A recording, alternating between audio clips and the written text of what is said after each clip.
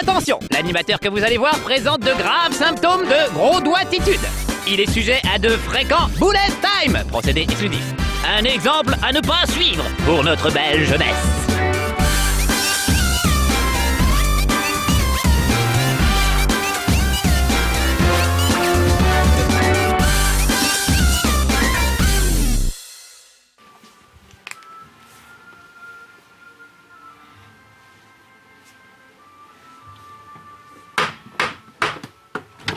Oyez, petits amis de No Life, entrez donc, je vais vous narrer une histoire de conte de fées aujourd'hui. Et il n'y a rien sur le bar pour la simple et bonne raison que le jeu auquel on va jouer aujourd'hui, il s'achète sur le PlayStation Store pour pas très cher. Je crois que c'est une vingtaine d'euros, un peu cher pour un jeu pour le PlayStation Store. Mais vous allez voir que ça les vaut vraiment parce que ça s'appelle Trine et c'est super bien foutu. C'est pas parce que ça s'appelle Trine que ça vaut son pesant d'euros, mais c'est parce que c'est un jeu vraiment malin, tout simple en fait, un jeu de plateforme très basique. Mais vous allez voir plein d'astuces et d'espiègleries, comme dirait notre ami Cordy, la sucrerie blondasse. Donc regardez, je vous ai choisi un petit niveau assez sympathique. Nos héros entrèrent dans le château. Écoutez le narrateur. Le chevalier se souvint de son enfance et de l'excitation que les couloirs sombres lui procuraient lorsque les araignées étaient petites et les os bien empilés dans des J'ai cru coins. que c'était une cochonnerie, mais non en fait. Donc voilà, il y a toujours la voix du narrateur qui est superbe et la voix des personnages qui est excellente également. Regardez, on y va. Oh, cet endroit me donne la chair de poule. C'est un donjon. C'est ce qu'il est supposé faire. Ah ah ah! N'ayez pas peur, j'ai mon épée et ma cape. Ah ah! Je suis le roi du château. Je vais détruire tous mes ennemis et mener mon armée à la victoire. Nous sommes invincibles. Et là vous vous dites, mais il sait quoi? Il est dingue ce mec, il parle des fois avec une voix de fille, des fois avec une voix de vieux, des fois avec sa voix bizarre, il a des personnalités multiples, il est complètement embarré, c'est ça? Eh ben oui, c'est exactement ça. Par un sortilège que je vous expliquerai pas ici, en réalité vous dirigez non pas un, mais 3 personnages différents. Donc le guerrier, avec son gros bouclier, qui lui permet de se protéger, mais aussi un magicien et une voleuse. Donc selon les cas, il faut jongler à tout moment de l'un à l'autre. Là par exemple, avec sa grosse armure, il peut pas sauter bien haut, donc il n'arriverait pas à monter. Donc je vais faire apparaître, regardez bien, le magicien. Hop, donc là, avec juste la gâchette, je change de personnage à tout moment. La voleuse, le guerrier, le magicien. Le magicien, son truc, c'est qu'il peut faire apparaître des objets. Il suffit de dessiner dans le ciel avec la manette un objet, comme par exemple un cube, et voilà, le cube apparaît et je peux le déplacer à distance, regardez bien.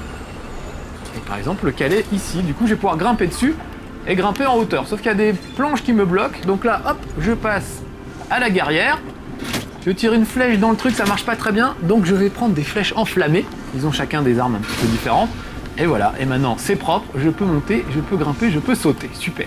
Donc il faut jongler sans arrêt entre ces 3 personnages pour arriver à faire quelque chose. Là par exemple il y a des boules de feu en haut, il vaudrait mieux pas que je me précipite, je pourrais le faire comme dans un jeu de plateforme classique, en attendant le bon moment, mais je préfère le faire de manière plus maligne. Et c'est ce que j'adore avec ce jeu, c'est que selon les joueurs, vous n'allez pas faire du tout la même chose. Certains vont opter pour une certaine option et d'autres pour une autre. Là par exemple, je vais redessiner un deuxième cube, voilà, qui va bloquer complètement le truc. Et je peux même dessiner des plateformes. Je vais me reculer un petit peu pour le faire. Un trait droit, comme ça, et hop, je dessine une plateforme. Ah là, j'étais un petit peu court, mais c'est pas grave, ça suffira. Pour sauter de l'autre côté, si je prends un personnage qui saute un peu mieux, comme par exemple cette petite voleuse. Vous voyez, il y avait des potions, voilà, de l'énergie, ça fera pas de mal. Il y a des trucs d'expérience aussi qui vous permettent d'améliorer les capacités des personnages. Bref, il y a un peu de tout. Et tout ça progresse au fur et à mesure. Donc là, j'ai un squelette qui a un bouclier. Une proie assez difficile pour le guerrier, mais pas pour la voleuse, grâce à ses flèches enflammées. Le guerrier, il faudrait d'abord qu'il brise le bouclier du squelette pour arriver à quelque chose. Alors là, vous voyez, c'est assez dangereux. Si je saute sur la plateforme, je risque de manger une boule de feu dans le dos. Donc je prends notre ami, le magicien, je dessine, hop, d'un trait droit, une plateforme, que j'attrape au vol, ou pas. J'ai pas réussi à l'attraper. Voilà, je la récupère, et regardez, je la remonte, et hop, je vais l'empaler sur ces pics là. Voilà, et ça va bloquer les boules de feu, du coup, je vais pouvoir passer. Donc je prends vite la voleuse, j'ai vu que tout s'était cassé la gueule juste derrière moi. Ouf, juste à temps. Et le petit machin qui brille là, c'est un checkpoint, donc si jamais il m'arrive malheur, je repartirai d'ici. Donc ça va, c'est plutôt rassurant. Allez, on va aller en face. Vous avez vu que les plateformes cèdent sous mon poids, pourtant elle n'est pas bien grosse, la petite. Alors regardez, c'est assez marrant comme façon de manier, je peux viser à droite, à gauche, je peux la déplacer avec le pad de gauche, et je peux viser avec le pad de droite. Ça c'est assez sympa parce que je peux marcher et en même temps viser en hauteur, viser derrière moi, devant. Donc c'est assez troublant au début, ce système de contrôle. Et finalement, on s'y habitue et on y arrive assez bien. Je peux aussi laisser mon arc tendu pour tirer une flèche qui sera plus forte qu'une flèche que je décoche comme ça rapidement. D'ailleurs, vous remarquez qu'elle tire 2 flèches à la fois, ce qui n'est pas le cas au début, mais comme j'ai gagné quelques niveaux, ils ont chacun des points d'expérience, vous pouvez voir l'écran, vous voyez, des points d'expérience à répartir pour leur donner de nouvelles armes, de nouvelles capacités. Donc voilà, c'est Zoya la silencieuse, ma petite voleuse, il y a Amadeus le magnifique, et le guerrier, c'est Pontus le brave. Le brave Pontus, c'est vrai qu'il est brave, il est pas très malin. Voilà, du coup, je me suis un peu fait torcher, j'ai pas fait gaffe à ce qui se passait. Bon voilà, là je crois que j'ai bien nettoyé l'endroit. Donc on va prendre le magicien pour le faire bosser. Comme par exemple pour monter là-haut, peut-être qu'une plateforme suffirait, on va voir. Alors sa magie est limitée, hein. On peut pas faire autant de trucs qu'on veut, au bout d'un moment, ça s'arrête. Donc il faut faire assez gaffe. Là, avant de traverser, je vais essayer de dégommer ce squelette. Voilà, j'enflamme mes flèches, tac, et voilà. Et j'attends le bon moment pour sauter. J'attends que la deuxième plateforme se relève. Hop, et d'un bond gracieux, je passe de l'autre côté. Voilà. Oula, là, c'est un peu chaud, il y a des trucs qui tombent du plafond. Donc je vais prendre plutôt le guerrier, qui lui peut avancer à l'aide de son bouclier. Vous voyez, il a un bouclier qui peut tenir comme ça en l'air. Oh là là, alors là, carrément, on m'a balancé des grosses boubous, ça va pas aller du tout. Donc là, je vais récupérer le magicien et on va faire du nettoyage. Voilà, je vais soulever cette grosse sphère métallique avec des piquants pointus. Peut-être Sonic qui roupille en fait, qui s'est mis en boule. Voilà, et je fais le ménage pour pouvoir passer. Parce que si je fonce là-dessus, évidemment, je vais me faire mal. Donc, ce qui est rigolo, c'est qu'il y a plusieurs façons de faire les choses. Je le fais comme ça, mais on pourrait très bien sauter par-dessus chaque boule ou autre. Là, je reprends le guerrier, et vous voyez, je mets mon bouclier vers le haut, c'est comme la guerrière, comme la voleuse. Je peux très bien mettre mon bouclier vers le haut, vers le bas. Alors lui, il coule comme un plomb avec son armure, donc je vais changer de personnage, je vais prendre plutôt, voilà, la voleuse, qui elle nage très bien. En plus, j'ai ramassé une amulette qui s'appelle écaille de poisson, et qui lui permet de respirer sous l'eau. Donc elle n'a pas de souci pour respirer sous l'eau. Regardez, si je prends par exemple le magicien, vous voyez qu'en bas il y a sa réserve d'air qui diminue.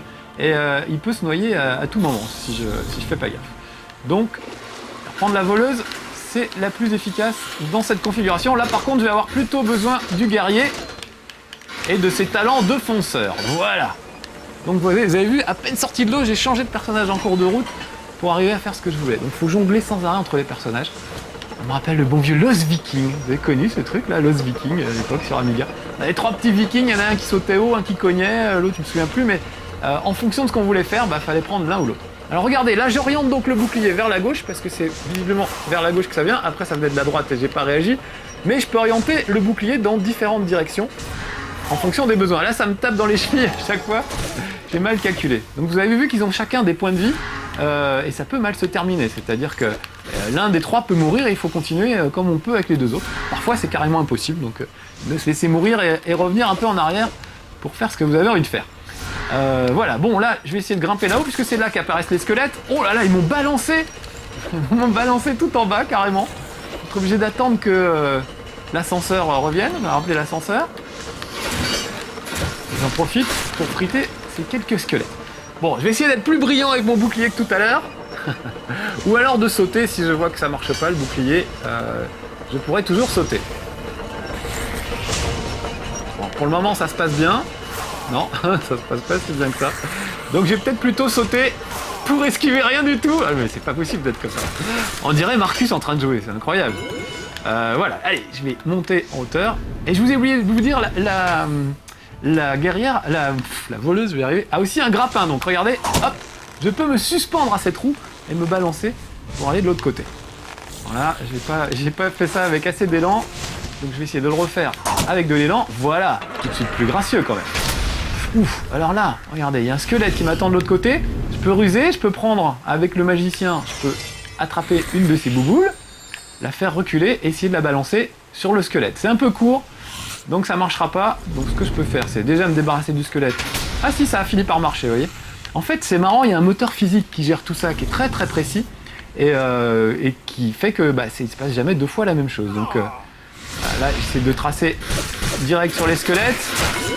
Un des coups spéciaux du guerrier, c'est ce petit coup de pied là. Il rush vers l'avant, il file un coup de pied, ça permet de casser par exemple le bouclier d'un adversaire. Tiens, un petit squelette qui veut s'en prendre à mon guerrier. Et puis un deuxième. Il a pas qu'une épée d'ailleurs, il a aussi un gros marteau, regardez. Je vais attendre que lui arrive. Voilà, c'est plus lent, mais ça marche bien aussi le marteau. J'aime beaucoup. Bon, allez, on va sautiller par là-bas, aller au checkpoint, histoire de ne pas avoir d'ennui. Et là, je vais reprendre la guerrière, parce qu'il y a du monde qui m'attend en face. Vous avez vu? Je peux viser, envoyer des flèches en hauteur, envoyer des flèches en cloche et tout ça. Donc ça permet de faire des choses assez subtiles, mine de rien. Là, je vais descendre, parce que c'est en bas que se trouve, je crois, le levier qui va me permettre d'ouvrir l'accès en haut. Vous voyez, j'ai ouvert cette porte. Tout ça, c'est en fouillant qu'on apprend. Je l'ai déjà fait ce niveau, mais j'y reviens avec plaisir. Parce que mes personnages ont d'ailleurs des pouvoirs qu'ils n'avaient pas au début. Par exemple, elle n'avait qu'une seule flèche, elle, au début. Ou le magicien ne pouvait faire apparaître qu'une seule plateforme ou un seul cube. Maintenant, il peut en faire apparaître 2 ou 3. Il peut d'ailleurs aussi faire apparaître une plateforme volante. Ça, c'est super pratique. Mais au début, il faut résoudre les énigmes avec ce que vous avez sous la main en utilisant les capacités des 3 personnages. Ils sont pas terribles au début. Donc là, regardez, par exemple, je vais prendre le guerrier, je mets son bouclier devant, comme ça, je peux aller chercher cette potion. Et regardez, là, je pars en marche arrière avec mon bouclier qui me protège. Si j'aurais pu sauter par-dessus, mais regardez, il y a des pics au plafond, c'est très dangereux. Donc voilà, tout ça, ça prend au fur et à mesure. Et ce qui est marrant, c'est que c'est très agréable. Oh, tiens, un squelette. C'est très agréable à rejouer, en fait. Il y a déjà pas mal de niveaux, hein, il y a de quoi faire. En plus, avec des décors très variés, des très belles forêts, des donjons sombres, des villages, enfin, il y a vraiment de tout. Mais en plus, on peut y revenir pour découvrir des choses qu'on n'avait pas vues la première fois. Là, je pourrais passer peut-être avec la guerrière, en m'accrochant avec un grappin, comme je l'ai si mal fait tout à l'heure. Mais regardez, le coup de la plateforme, ça marche très bien aussi avec le magicien. Je me suis habillé comme lui, hein, j'explique le petit costume ridicule. C'était ça, mon idée. J'adore les déguisements pourris, en fait. J'aime bien. C'est mon truc. Là, par exemple, si je saute pour essayer d'atteindre la potion qui est en face, ça va mal finir. Donc, je fais plutôt une plateforme. Voilà. Et je saute quand même, le boulet. Bullet time pour cette très belle action stupide, regardez bien.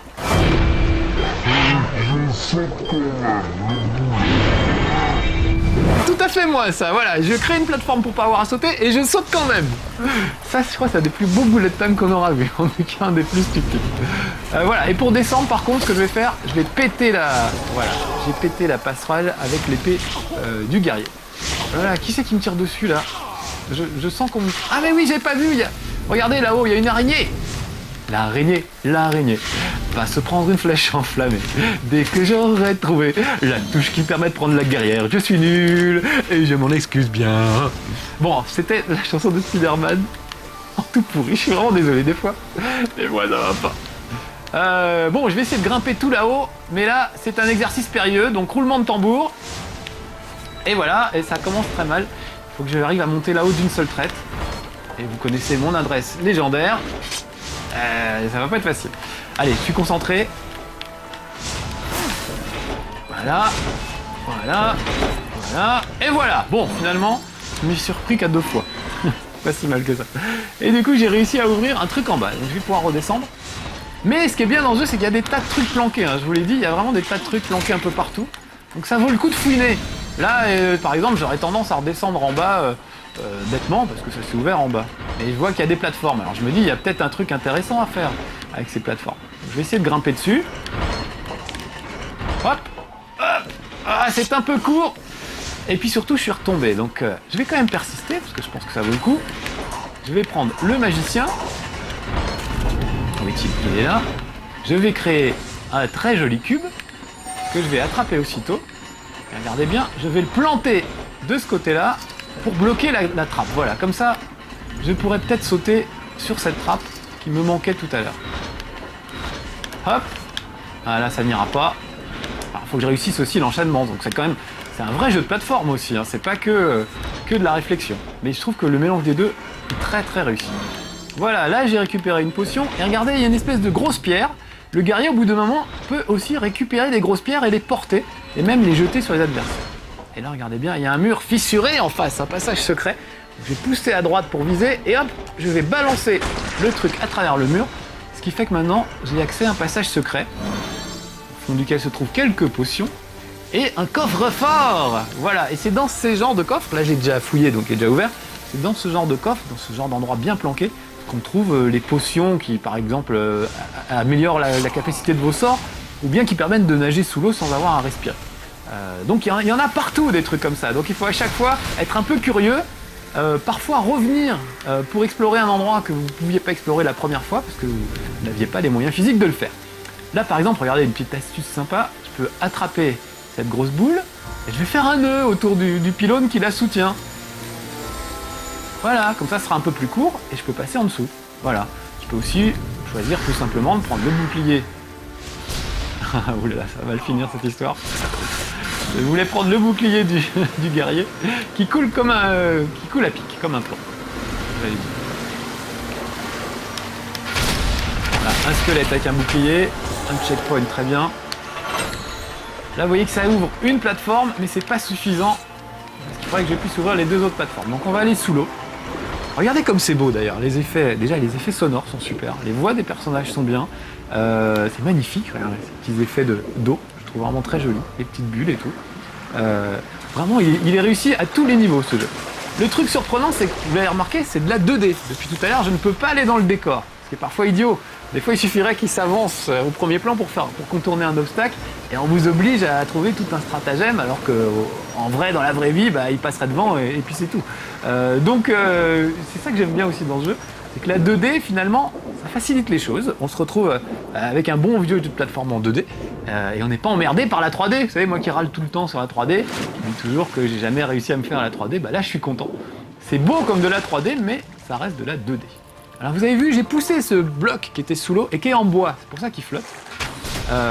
Et la particularité du bois, en plus que ça flotte, c'est que la voleuse peut y accrocher son grappin. Autrement, elle ne peut pas.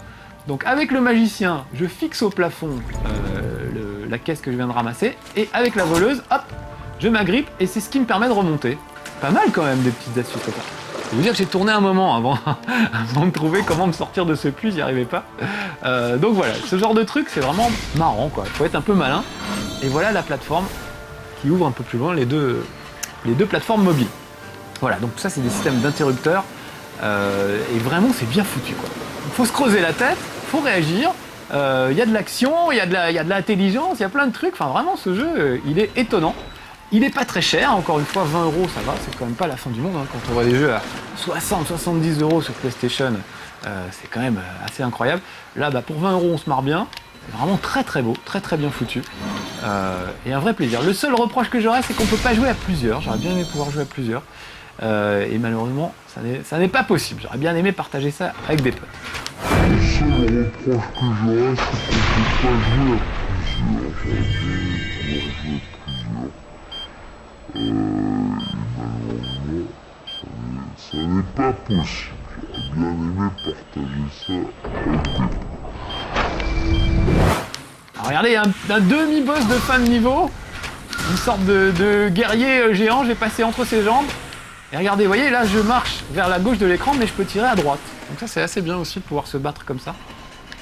Et donc toujours jamais oublier d'être curieux. Là il y a par exemple une plateforme, vous voyez, j'aurais pu passer à côté, je vais utiliser mon grappin, hop, et voilà une petite potion en plus. Et je crois même que sur le côté là il devait y avoir un coffre avant, enfin voilà. Toujours bien observer, regarder et essayer de trouver les passages secrets dans tout ça. Là, un vrai bonheur ce petit jeu. Oula. Le malheur par contre c'est les squelettes qui m'attaquent pour le moment. Voilà. Encore un. Donc première étape en général quand vous arrivez dans un endroit, c'est faire le ménage. Parce que sinon il n'y a pas moyen de construire des trucs et de réfléchir quand on est attaqué sans arrêt. Donc là je vais d'abord me débarrasser de tous les squelettes qui vont me tomber dessus. Et après on verra comment résoudre ce truc. Qui n'est pas facile d'ailleurs. Hein.